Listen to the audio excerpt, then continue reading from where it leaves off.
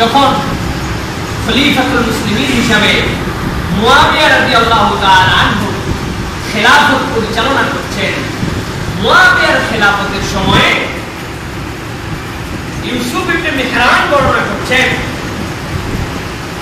মুয়াবিয়া রাদিয়াল্লাহু তাআলা আনহুর কাছে রোম সম্রাট একটা চিঠি লিখে পাঠালো, হে মুয়াবিয়া, আপনার কাছে আমার কতগুলো প্রশ্ন আছে, আশা করি এই প্রশ্নগুলোর উত্তর আমাদেরকে দিবেন, কারণ আপনাদের কোরআন দাওয়াত দিয়ে আমাদেরকে যে পাঠিয়েছেন ওই কোরআনের মধ্যে আপনারা বর্ণনা করেছেন যে আল্লাহ নাকি আপনাদেরকে জ্ঞান শিক্ষা দান করেছেন। আল্লামাল ইনসানা মা লা ইয়ালাম, মানুষ যেটা জানতো না এই জ্ঞান নাকি আল্লাহ দিয়েছেন। সুতরাং আপনারা যদি জেনেই থাকেন আমাদের কাছে কয়েকটা বিষয়ে প্রশ্ন আছে, আপনি প্রশ্নগুলো পাঠাবেন। উনি প্রশ্ন পাঠালেন রোম সম্রাট মুয়াবিয়ার কাছে। এক নম্বর প্রশ্ন হচ্ছে আল্লাহ রাব্বুল আলামিনের কাছে সবচেয়ে প্রিয় বাক্য কোনটা, এটা আমাদেরকে কি জানাবেন। দুই নম্বর প্রশ্ন ছিল তার কাছে আত্মা আছে, জীবন আছে, কিন্তু মায়ের পেটে ছিল না কারা, মায়ের পেট ছাড়াই জীবন পেয়ে গেছে, এরকম কি আপনাদের কাছে খবর আছে, এটা আমাদের কাছে একটুখানি জানাবেন। তিন নম্বর হচ্ছে পৃথিবীতে আল্লাহ রাব্বুল আলামিনের কাছে সবচেয়ে বেশি মর্যাদাবান পুরুষের নাম কি, এটা আমাদের কাছে একটু জানাবেন। চার নম্বর প্রশ্ন হচ্ছে কোন কবরটা দাফন করার পরেও তার অধীনস্থ পেটের মধ্যে তার কবরের বাসিন্দাকে নিয়ে পরিভ্রমণ করেছিল, এই প্রশ্নের উত্তরটা আমাদেরকে জানাবেন। এরপরে পৃথিবীর কোন জায়গা ছিল যেখানে একবার মাত্র সূর্য পড়েছিল আর কোনদিন সেইখানে সূর্য পড়ে নাই, ওই জায়গাটার নাম আমাদেরকে জানাবেন। আরেকটা প্রশ্ন হচ্ছে কাউস পূজা, কাউস পূজা সম্পর্কে মুসলমানরা কি জানে, এই কাউস পূজা শব্দের অর্থ কি, এইটা আমাদেরকে একটুখানি জানাই দিবেন। মুয়াবিয়া রাদিয়াল্লাহু তাআলা মহা টেনশনে পড়ে গেলেন, সবগুলি প্রশ্নের উত্তর তার জানা নাই। মদিনা শরীফে ওই সময় আব্দুল্লাহ ইবনে আব্বাস রাদিয়াল্লাহু তাআলা অবস্থান করছিলেন, তখনও বেঁচে ছিলেন, নবীজির চাচাতো ভাই, নবীজির বংশে। হযরতে মুয়াবিয়া রাদিয়াল্লাহু তাআলা তার কাছে চিঠি লিখে পাঠালেন যে আমাদের কাছে এরকম প্রশ্ন করা হয়েছে, এই প্রশ্নগুলোর উত্তর যদি আপনি একটু রেডি করে দেন। তখন আব্দুল্লাহ ইবনে আব্বাস বললেন, আল্লাহ রাব্বুল আলামিন এই কোরআনের মধ্যে যতগুলো জ্ঞান আছে এই সবগুলো জ্ঞান আব্দুল্লাহ ইবনে আব্বাসকে আল্লাহ রাব্বুল আলামিন দান করেছেন। সুবহানাল্লাহ। রাইসুল মুফাসসিরিন বলা হয় আব্দুল্লাহ ইবনে আব্বাস। ইল্লা আরবা, চারটা শব্দের অর্থ শুধু আমি জানি না। আয়াতের মুহকামের কথা বলছি, ভুল বুঝবেন না, মুতাশাবিহ না, মুহকাম। এর মধ্যে আব্দুল্লাহ ইবনে আব্বাস বললেন আল ফিসলিন, এইটার মানে আমি জানি না, আল্লাহ আমাকে জানান নাই। আর রকিম, এই শব্দটার অর্থ আমি জানি না। আল হানান, আল আরওয়া, আল আদওয়া, এই চারটা শব্দ ছাড়া আল্লাহ রাব্বুল আলামিন কোরআনের সব ইলম আমাকে দান করেছেন। আব্দুল্লাহ ইবনে আব্বাস রাদিয়াল্লাহু তাআলা আনহু উত্তর লিখতে শুরু করলেন। আপনি প্রথম প্রশ্ন মুয়াবিয়ার কাছে করেছেন, আপনার উদ্দেশ্য কিন্তু সৎ নয়। আপনার উদ্দেশ্যের প্রথম বিষয় হচ্ছে আপনি এই ইলমের দ্বারা মুসলমানের খলিফাকে পরাজিত করতে চান। আপনার জন্য আমার প্রথম নসিহত হচ্ছে আপনি যে ইলম অর্জন করেন না কেন, আপনার ইলমের অর্জনতার দ্বারা এইটা যেন ধারণা না থাকে যে আমি বিরাট বড় আলেম, আমি মুফতি সাহেব, আমি অমুক মাসালাটা জানি, অমুককে এইটা দিয়ে আমার ঠকাতে হবে, অমুককে ধরে অপমান করতে হবে, অত অমুককে এইটা দ্বারা আমাদেরকে দাবায় দিতে হবে, এই চিন্তা করে এলেম অর্জন করা যাবে না। আমাদের মধ্যে অনেকের মধ্যে আছে এরকম এলেম, আমি একটা বিষয়ের জ্ঞান জানি, অমুক ভাই শুনছি কি পাস করতে দাওরা পাস, অমুক ভাই ইউনিভার্সিটি থেকে পাস করছে, অমুক ভাই কামেল পাস করছে, আপনি চিন্তা করছেন আমি তো এলেম সম্পর্কে জানি, এই হুজুর সাহেবকে একটু বাজায় দেখি তো, হুজুররাই হুজুরদেরকে কিন্তু বাজায়। আল্লাহ নবী সাহাবী বলছেন আপনার উদ্দেশ্য যদি এটা হয় এটা সব না, কিন্তু আমি আপনাকে জানানোর চিন্তা আপনার উত্তরগুলো জানাচ্ছি। আপনার প্রথম প্রশ্ন হচ্ছে আল্লাহর নিকটে সবচেয়ে প্রিয় বাক্য কি।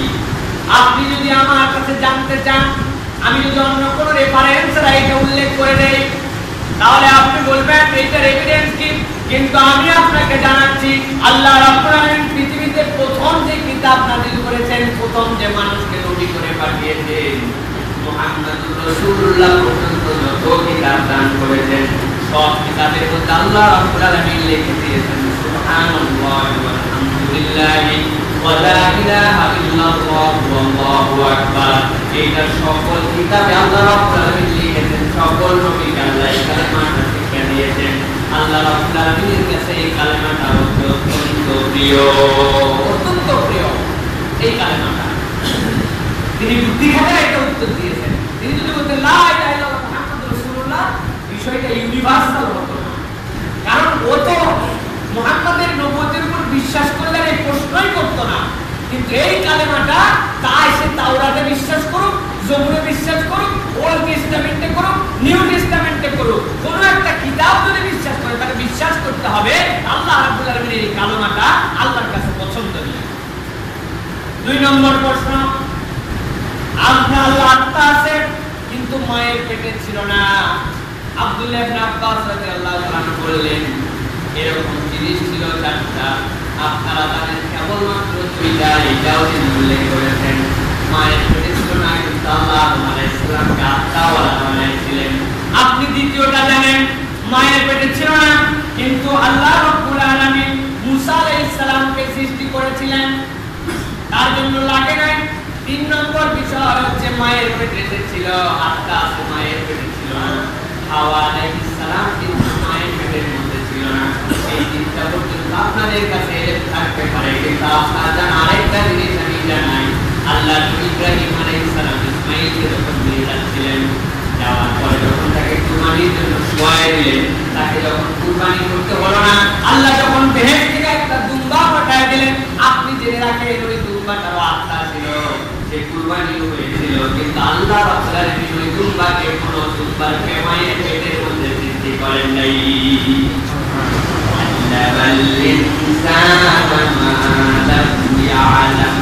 আল্লাহ রাব্বুল আলামিন শিক্ষা দিয়েছেন, শিক্ষার ওয়ারিস নামা কিরকম?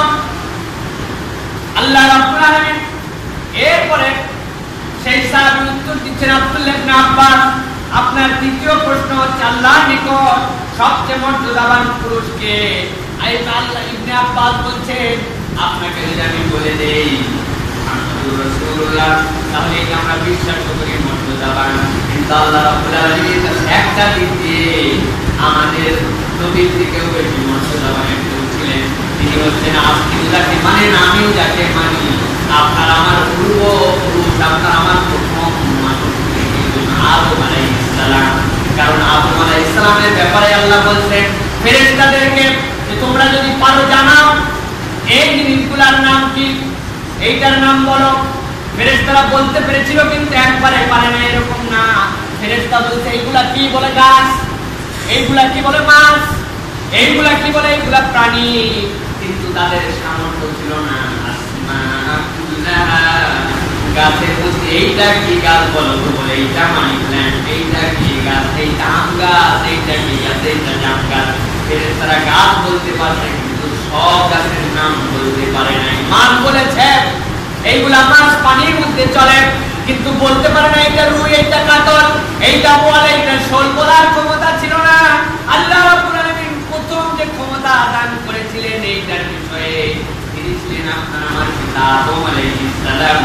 আল্লামা আদম আল আসমা কুল্লাহা, সকল বিষয়ের ইলম রব্বুল আলামিন তাকে দান করেছিলেন। এইজন্য ফেরেশতাদের মুআল্লিম ছিল, কিন্তু তাকে আপনি শয়তান বলতেন, শয়তান ছিল না, তিনি ফেরেশতাদের ওস্তাদ ছিল। মানতে পারে নাই, সহ্য করতে পারে নাই, বলে কি বলেন আপনি রব্বুল আলামিন যতই জানুক না কেন, আপনি তো আমাকে সৃষ্টি করেছেন আগুন থেকে আর তাকে সৃষ্টি করেছেন মাটি থেকে, সুতরাং আমার মর্যাদা বেশি। আল্লাহ বলেন না না না, তোর মর্যাদা বেশি না, কার মর্যাদা বেশি আমি রব্বুল আলামিন জানি। এই জন্য আব্দুল্লাহ ইবনে আব্বাস বললেন আদম আলাইহিস সালাম আল্লাহর কাছে সবচেয়ে বেশি মর্যাদাবান, সবচেয়ে বেশি মর্যাদাবান আদম আলাইহিস সালাম। মেয়েদের মধ্যে তিনি উত্তর লিখে পাঠালেন যে তুমি তো জানো ছেলেদের মধ্যে মর্যাদাবান, কিন্তু মেয়েদের মধ্যে তোমার জানা নেই। উত্তরটা এক করে দিলাম তোমাদের জন্য। উত্তরটা হচ্ছে মারিয়াম বিনতে ইমরান আল্লাহ রাব্বুল আলামিনের কাছে এই মেয়েটা সম্পূর্ণ স্বকীয়। পৃথিবীর কোন মেয়ে নবী হয় নাই, কিন্তু আল্লাহ রাব্বুল আলামিন নবুয়তের কাছাকাছি মর্যাদা যেটাকে বলে, নবী না, এই মর্যাদায় মারিয়াম বিনত ইমরানকে দান করেছিলেন। যখন তিনি খুলতেন তার দরজা মিহরাব, দেখতেন সিদ্দিনা খুব জানা আজব ব্যাপার, কেউ তার কাছে আসারও কথা না, তালা দেওয়া আছে, কিন্তু তার কাছে সরাসরি জান্নাত থেকে রব্বুল আলামিন খাবার পাঠায় দিতেন। সুবহানাল্লাহ।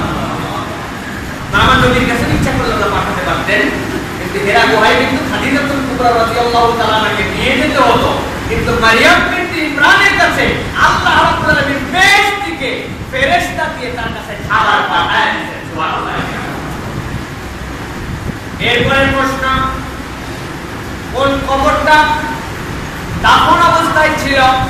পর্যন্ত বোঝা যায়, কিন্তু তার অধিবাসীকে নিয়ে চলাচল করেছিল বলে এই প্রশ্নটা পৃথিবীর বেশিরভাগ মানুষই জানে। আলাইহিস সালাম যখন মাছের পেটের মধ্যে অবস্থান করছিলেন, নূহ আলাইহিস সালাম কোরআনের ভাষায় সেটা বর্ণনা করেছেন, নিশ্চয় আমি যেখানে আছি রব্বুল আলামিন এইটা আমার জন্য কবর, আমি রব্বুল আলামিন তোমার কাছে কেবলমাত্র মুক্তি চাই, লা ইলাহা ইল্লা আনতা সুবহানাকা ইন্নী কুনতু মিনাজ জালিমিন। ফাসতাজাবনা লাহু ওয়া নাজাইনাহু মিনাল গাম্মি ওয়া কাযালিকা নুনজিল মুমিনিন। ওয়া কাযালিকা নুনজিল মুমিনিন। আল্লাহ, আমি জুলুম করছি আমি কবরের মধ্যে, কিন্তু এই আদম কবর, আমি জানি আমি এখানে মৃত, এখানে থাকার কোনো মিনিং নাই, ও গিলে ফেলছে আমাকে, আবার এটা আমার এখানে ঘুরেও বেড়াইছে। উত্তর দিয়ে দেওয়া হলো। এরপরের প্রশ্ন তার কাছে, বলতো কোন জায়গা ছিল সেইখানে সূর্য আলো একবার মাত্র পৃথিবীতে পড়েছে, আর কোনদিনও পড়ে নাই? আব্দুল্লাহ ইবনে আব্বাস থেকে পাঠালেন, আপনাদের জানার মধ্যে দুর্বলতা আছে, আমি আপনাকে কোরআনের ইলম দিয়ে জানাচ্ছি। আপনি জানাইছেন এক দরজা, একটা জায়গা জানতে চেয়েছেন, কিন্তু কোরআন আমাকে বলতেছে একটা জায়গা না, কোরআন বলছে 12টা জায়গা এরকম আছে যেখানে পৃথিবীতে একবার সূর্যের আলো পড়েছে, যেমন পর্যন্ত আর সূর্যের আলো সেখানে পৌঁছাবে না। ওইটা মুসা আলাইহিস সালাম ফিরআউনের কবল থেকে মুক্ত হয়ে যখন যাচ্ছিলেন, তার 12টা সম্প্রদায় ছিল, নিজেদের মধ্যে যেন গন্ডগোল না হয়, রাস্তাও যেন তাড়াতাড়ি পার হতে পারে।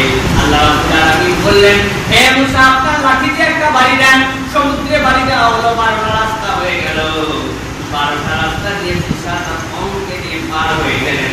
যাওয়ার পরে ওই যে সূর্যের আলো তাদেরকে আলো দিয়ে উপর থেকে নিচ পর্যন্ত রাস্তা দেখায় দিয়েছিল। পার হওয়ার পরে ফিরআউন যখন বলল, বাবা বাবা, দেখছো নাকি আমি কত বড় ইলাম, কত বড় ইলাম, আমি এসবকে ধরবো জন্য আমি আসার আগে রাস্তা হয়ে গেছে। আমার রব্বুকুমুল আলা, যাতা রত্না চলো সবাই চলো, অর্ধেক রাস্তা যাওয়ার পরে ডুবে গেল। এমন ডুবার মতো কেমন পর্যন্ত আর কোনদিন এখানে পানি আসবে না, কোনদিন ওই জায়গাতে সূর্যের আলো পৌঁছাবে না। ওরম সব কাটতে রাখো, একটা না 12টা জায়গাতে রব্বুল আলামিন ওই রকম প্রথম সূর্যের আলো ফেলেছেন, আর কোনদিন এখানে আলো আসবে না। এরপরের প্রশ্ন কি, কাউস কুদা কাকে বলেন? আব্দুল্লাহ ইবনে আব্বাস বললেন, তোমাদের কাছে না জানা থাকতে পারে, কিন্তু আমি জানি আল্লাহ রাব্বুল আলামিন জানিয়েছেন কাউস কুদা হচ্ছে পৃথিবীর আকাশের মধ্যে মাঝে মাঝে আমরা যে রংগুলো দেখি, আমরা দেখতে পাই আলোর মাত্র কয়েকটা রূপ, কিন্তু আলোর মধ্যে অনেকগুলো বিকিরণ আছে, যে বিকিরণের মধ্যে বিজ্ঞান এখন প্রমাণ করছে আপনি সূর্যের মধ্যে না থাকলেও যখন সূর্য অথবা সূর্যতে যান, প্লেয়াররা যখন খেলতে নামে মুখের মধ্যে দেখছেন নাকি সাদা কালারের সানস্ক্রিন লাগায় খেলতে নামে, দেখছেন কি জন্য লাগায়? বিজ্ঞান বলছে অতি বেগুনি একটা রশ্মি আছে, খোলা চোখে এটা দেখা যায় না, এইটা আপনার স্কিনের মধ্যে ক্ষতি করবে, এইটার দ্বারা আপনার স্কিনের মধ্যে ক্যান্সার হয়ে যেতে পারে। আল্লাহ রাব্বুল আলামিন ওই ক্যান্সার প্রতিরোধ করার জন্য আপনার আমার ধারণা যে এইটার মধ্যে রাব্বুল আলামিন বোধহয় ক্ষতির জন্য কেবল দিয়েছেন। আল্লাহ রাব্বুল আলামিন মাঝে মাঝে নদীর রঙে যখন এই কাগজ সুতার রংগুলো সৃষ্টি করেন, এইটার দ্বারা রাব্বুল আলামিনের পক্ষ থেকে ওই বিকিরণের ক্ষতিগুলোকে রাব্বুল আলামিন শোষণ করেন। রংধনু এইটা। সর্বশেষ আপনার কি প্রশ্ন? সর্বশেষ প্রশ্ন করা হয়েছে মাজারবা কি মাজারবা, আরবি শব্দ না, তাদের শব্দ থেকে বলেছে মাজারবা কি। আব্দুল্লাহ ইবনে আব্বাস বলছেন এই রাস্তা সম্পর্কে আমি জানি, এইটা হচ্ছে এমন একটা রাস্তা জিবরাইল আমিন সাথে যে রাস্তা দিয়ে চলতে শুরু করলেন, আসমান পর্যন্ত পৌঁছানোর পরে একটা শব্দ করেছিলেন খোলো খোলো, কে তুমি? বলে জিবরাইল আসমান আপনার সাথে কে আছে? বলে আমার সাথে আখিরি জামানার নবী মুহাম্মদুর রাসূলুল্লাহ আছে। দরজা খুলে দিল। তার মানে বোঝা যায় যে কোনো দিক দিয়ে আসমানের মধ্যে যাওয়া যায় না। আধুনিক বিজ্ঞান এটা প্রমাণ করতেছে, তারা স্বীকার করে নিচ্ছে এইটা। কারণ আপনারা দেখি পুরো উন্মুক্ত আকাশ, আকাশটা দেখলে মনে হয় পুরো ফাঁকা। আপনি জমিনে যেরকম সেই দিক দিয়ে রাস্তা বানাইছেন, এই দিক দিয়ে কেবল যেতে হয়। ঠিক একরকম মনে করছেন প্লেনে ওঠার পরে কোনো বেকার তেরা নাই, পুরা যে আন্তর্জাতিক বিমানবন্দর থেকে জেদ্দা পর্যন্ত সোজা একবার চলে যাবে। না, বিমানেরও একটা আকাশ পথ আছে, ওই পথের বাইরে দিয়ে কিন্তু বিমান চলাচল করে না। বললেন মাজারবা ওই রকম আসমানের একটা রাস্তা, যেই রাস্তা দিয়ে রব্বুল আলামিনের ফেরেশতারা আসমানে ওঠা নামা করে। এটা হচ্ছে আসমানের রাস্তা। প্রশ্নগুলোর উত্তর যখন মুয়াবিয়া রাদিয়াল্লাহু তাআলার কাছে পৌঁছায় দেওয়া হলো, মুয়াবিয়া পুরো অবাক হয়ে গেলেন। অবাক হওয়ার পরে রোম সম্রাটের কাছে পাঠায় দিলেন। রোম সম্রাট পড়ে দেখল, পড়ার পর অবাকে বিস্ময় হয়ে গেছে তার। এই প্রশ্ন কোনোভাবেই তাদের জানার কথা নয়, কিন্তু তারা তাদের পূর্ব গ্রন্থ থেকে জেনে বলল যেমন একজন নবী যে আসবে এটা তাওরাতেও বলা ছিল, ইনজিলেও বলা ছিল। আল্লাহ প্রত্যেকটা কিতাবের মধ্যে রব্বুল আলামিন লিখে দিয়েছেন, এবং সেই নবী যে নিরক্ষর হবে এইটাও সেখানে বলা ছিল। কিন্তু এটাও তারা জানতো আল্লামাল ইনসানা মা লাম ইয়ালাম, আল্লাহ রাব্বুল আলামিন ওই নবীর মধ্যে এমন ভাবে, ওই নবীর ধারার মধ্যে, ওই রক্তের মধ্যে এমন ভাবে ইলহাম করবেন যে ইলমের দ্বারা তিনি হবেন পৃথিবীর শ্রেষ্ঠ জ্ঞানী মানুষ। সে উত্তর দিয়ে পাঠালো, প্রশ্ন সব ঠিক আছে, তবে আরেকটা বিষয় জানতে চাই। এই প্রশ্নের উত্তরটা আপনার দেওয়ার কথা না, নিশ্চয় মুহাম্মদুর রাসূলুল্লাহর বংশের এমন কেউ আছে যিনি এই উত্তরটা দিয়েছেন। মুয়াবিয়া বললেন আপনার কথা ঠিক, আব্দুল্লাহ ইবনে আব্বাস হচ্ছেন রাসূলের বংশের মানুষ। আল্লাহ রাব্বুল আলামিন তার নসল দিয়ে এমন ধরনের জ্ঞানের ধারাকে প্রবাহমান করেছিলেন, এই জ্ঞানের ধারা রাসূলের বংশের মধ্যে রব্বুল আলামিন আলাদা মর্যাদা হিসেবে দান করেছিলেন। আব্দুল্লাহ ইবনে আব্বাস আমার ভাই, আমার মুসলিম ভাই, আমার মুহাজির ভাই, আমার মুক্তি ভাই, আমার ইমানি ভাই, এই আমার ভাই আপনার কাছে উত্তরগুলো লিখে পাঠিয়েছে। এই উত্তরগুলো দেওয়ার পরে তিনি বুঝতে পারলেন যে মুসলমানদের কোরআনের মধ্যে যে বর্ণনা, যে আলোচনা এইটা বলা হয়েছে, এই যে আল্লাহ রাব্বুল আলামিনের পক্ষ থেকে দেওয়া ইলম, এবং এই ইলমের বিষয় সকল কিতাবে আল্লাহ রাব্বুল আলামিন লিখে দিয়েছিলেন। প্রিয় ভাইরা, এই জন্য এত বড় ইলমওয়ালা হওয়ার পরেও আব্দুল্লাহ ইবনে আব্বাসের মতো মানুষ ফিকহের কোনো বিষয় জানতে চাইলে ছোট্ট একটু পিচ্ছি একজন মানুষ, বয়সের দিকে পিচ্ছি, 18 বছর 17 বছর বয়স, কি এমন যে মেয়ে মানুষ ছিলেন ওনাকে আয়েশা সিদ্দিকা রাদিয়াল্লাহু তাআলা আনহা। রাসূল ইন্তেকালের সময় তার বয়স 18 বছর, কিন্তু তাকে বলা হচ্ছে ফকিহ। ফকিহ যার উপরে কোনো ফিকহের জ্ঞান আল্লাহ রাব্বুল আলামিন কোনো বিয়েকে দান করেন নাই, এইরকম ফকির কাছে যে কোনো বিষয়ের প্রশ্ন থেকে গেলে আব্দুল্লাহ ইবনে আব্বাস তার কাছে যে অনুমতি নিয়ে তার কাছ থেকে প্রশ্নের উত্তর নিয়ে আসতেন। তিনি বলতেছেন কোরআনের 4টা শব্দ তারা সব জানে, আর আপনি আমি কিছুই জানি না, তারপরে আমাদের বাহাদুরির কোনো শেষ নাই। আমরা ইলম অর্জন করতেছি, তালেমে আমরা এখন ইলম শিখি অনেক সময় অমুক গ্রুপকে ডিবেট দেওয়ার জন্য, অমুক গ্রুপকে ঠেকানোর জন্য, অমুক মাযহাবকে আটকানোর জন্য, অমুক গ্রুপকে ঠেকানোর জন্য ইলম অর্জন করতেছি। তো ভাইরা, ইলম অর্জনের উদ্দেশ্য এইটা হবে না। ইলম অর্জনের মূল উদ্দেশ্য হবে আল্লাহ রাব্বুল আলামিন আমাকে নির্দেশ দিয়েছেন আমি দ্বীন বুঝার জন্য, দ্বীন শিখে সেইটাকে আমল করার জন্য ইলম অর্জন করছি। তারপরে তো আপনার ইলমের বিকিরণ নিয়ে আল্লাহ রাব্বুল আলামিন রওশন করে দিবেন। সুবহানাল্লাহ। আল্লাহ রাব্বুল আলামিন আমাদেরকে বরকত দান করুন।